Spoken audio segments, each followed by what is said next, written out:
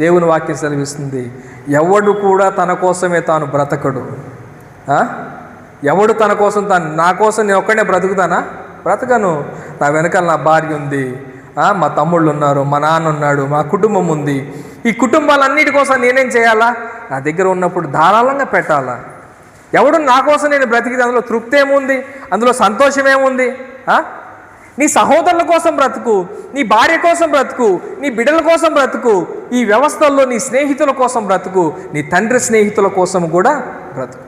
ఇంత వ్యవస్థ నీ ముందు ఉన్నప్పుడు నీవు నీ కోసమే బ్రతికితే, నేను నా కోసమే బ్రతుకుతా, నా స్వార్థము నాదే అని అనుకుంటే దేవుడు అంటున్నాడు, నేను ఎప్పుడో త్రోసివేసేస్తానంటున్నాడు. హల్లెలూయా. అందుకే మనము కుటుంబాల్లో కానీ బయట కానీ సత్యమును అనుసరిస్తే మనం స్వతంత్రులమే. సత్యమును ఎప్పుడైతే మనం అనుసరించమో అబద్ధికులం అవుతామో అప్పుడు కుటుంబ వ్యవస్థల్లోనూ మనకు చెడ్డ పేరు, బయటనూ చెడ్డ పేరే.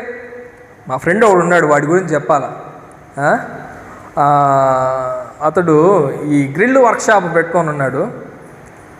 శ్రీనివాసులు నాయుడు నా బెస్ట్ ఫ్రెండ్. చిన్నప్పటి నుంచి వాడు నేను బాగా కలిసి తిరిగాం, బాగా క్లోజ్గా. చిన్నప్పుడు గుళ్ళు గోపురాలన్నీ ఎక్కువ వాడికి భక్తి జాస్తి. అప్పుడులో వాడే నన్ను గుళ్ళు గోపురాలు ఎక్కువ తిప్పేటోడు. ఓయమ్మ ఈడేం భక్తి పరుడురా నాయన అని అనుకుండేది. అయితే ఫోన్లు చేసిన ప్రతిసారి అబద్ధమే. భక్తి ఉంది, అబద్ధాలు ఆడుతున్నావు. గుళ్ళకి వెళ్తున్నావు, అబద్ధాలు ఆడుతున్నావు. బొట్లు పెడుతున్నావు, అబద్ధాలు ఆడుతున్నావు. ఏం ప్రయోజనము? నువ్వు చేసిన పూజలు, నువ్వు చేసిన పునస్కారాలు అక్కడికి వస్తాయా దేవుడికి? నీలో సత్యము లేనప్పుడు దేవుడు కూడా నువ్వు నా వాడి కాదంటున్నాడు దేవుడు. ఈరోజు దేవుని వాక్యం సెలవిస్తూ ఉంది, అబద్ధికుడు దేవుని రాజ్యమునకు వారసులు కానేరరు అని చెప్పి రాయబడి. కాబట్టి ప్రియులారా, మా స్నేహితుడు వాడు అబద్ధాలు ఆడింది కాక ఫోన్ నాకు ఇస్తాడు. నువ్వు మాట్లాడరా, నేను లేనని చెప్పురా, నేను పలానా చోట ఉన్నానని చెప్పరా. అరే నాయన, నీ అబద్ధాల్లో నేను మళ్ళీ పాలు పంచుకోవాలా నేను? కాబట్టి నాకు వద్దు నాయన, నువ్వు ఏం చెప్తావో చెప్పుకో, లేకపోతే ఫోన్ ఎత్తమాక, ఎందుకు నన్ను ఇబ్బంది పెడతావు అని చెప్పేది. కాబట్టి ప్రియులారా, భక్తి ఉంది, అబద్ధాలు ఉన్నాయి, ప్రయోజనం ఏంటి? దేవుని సన్నిధికి వెళుతున్నావు, అబద్ధాలు ఆడుతున్నావు, ప్రయోజనం ఏంటి? అందుకే అబద్ధికులు దేవుని రాజ్యానికి వారసులు కాదు.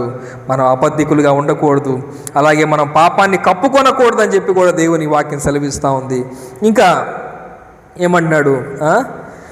మీ స్వాతంత్రమును దుష్టత్వమును కప్పిపెట్టుకోవడానికి వినియోగపరచక దేవునికి దాసులై ఉండండి, అందరినీ సన్మానించండి, సహోదరులను ప్రేమించండి. హల్లెలూయా.